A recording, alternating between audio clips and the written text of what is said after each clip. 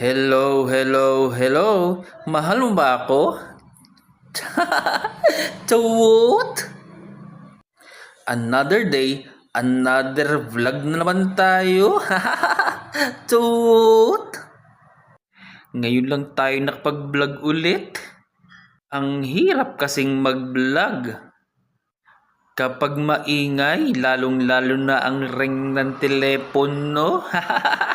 Chawot! Tapos, wala namang sumasagot. Ang vlog natin sa araw na ito ay kaganapan sa birthday ko. Akala ko nga walang handa eh. Meron pala. Dahil sa 50 na ang edad ko, ayaw pumayag ng mga kapatid ko na hindi ako maghanda. Kahit papaano maghanda daw ako. Kasi minsan lang dumarating sa buhay ng isang tao ang edad na 50. Naku po, ang tanda ko na. Chawot! Si Bayaw Raul ang nagluto ng pansit. Si Ate Bebe naman ang nagluto ng biko. Si Ate Ems sa ibang putahe at may kasamang cake pa. Tulong-tulong sila sa paghahanda. Sadyang kay saya ng ganitong pamilya kapag may ganitong klaseng okasyon, kapag ang pamilya ay buo at hindi magkakagalit at walang away. Hindi man kami kumpleto. Sa araw na ito lubos akong natuwa dahil kahit simpleng handaan lang, before kasi ang kasama ko ay mga friends ko, co-teachers. Ngayon, family na or family ko na ang kasama ko. Simula kasi nang ma-stroke ako, nasa bahay lang ako palagi. Hindi ko na sila nakikita o nabibisita man lamang. Ang mga kaibigan ko, lalong-lalo na ang mga mahal kong kapwa guro. Dati talaga, sobrang saya ko. Ngayon, hindi na. Mula nang ma-stroke ako, wala nang dumalo sa akin na kaibigan, co-teachers. Yun, malungkot. Walang sasaya kapag pamilya na ang kasama mo. Ganun pala yun. Ngayon, dumating na ang kaarawan ko at umabot na ng silver. Nak, silver.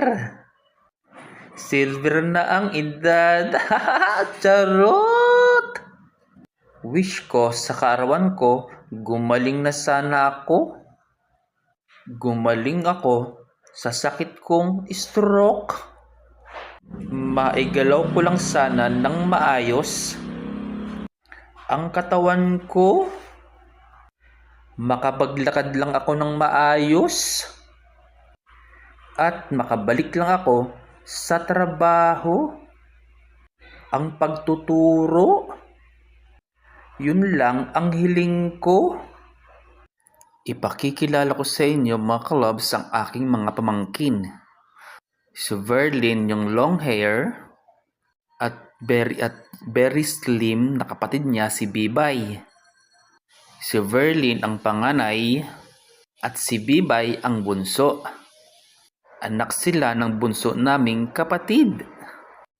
Yan naman ang mga apo namin. Si Mateo at Alicia. Apo sa pamangkin. Diyos ko po, Rudy. Ang tanda ko na. Mga anak ni Tyson at Apple. Yan naman si Ate Bujoy. Bunsong anak ni Ate Bebe.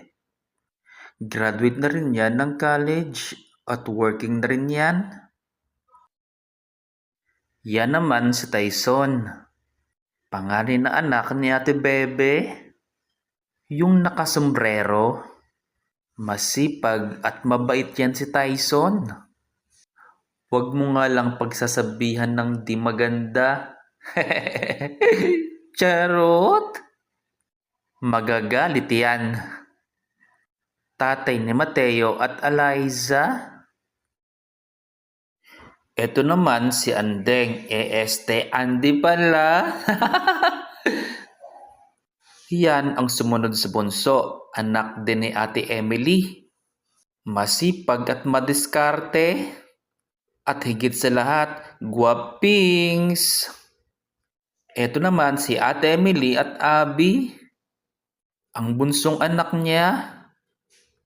At anak niya si Andeng, Andy pala. Nalilito na ako.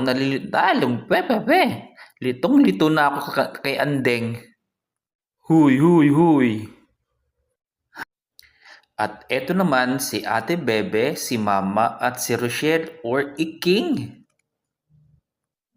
Si Rochelle, college graduate din yan, engineering. Yan ang mga anak ni Ate Bebe. Dahil sa hirap din kasi si Ate Bebe, kaya sinikap niyang patapusin lahat ng mga anak niya. Yung ibang anak hindi dumalo sa kaarawan ko. At ang pinakahuli, soon na pamangkin ko kung magkakatuluyan. Si Patrick, boyfriend ni Berlin. Yan po mga kalabs ang family ko. At dahil sa birthday ko ngayon, lubos akong natutuwa. Dahil muli, nakasama ko ang family ko.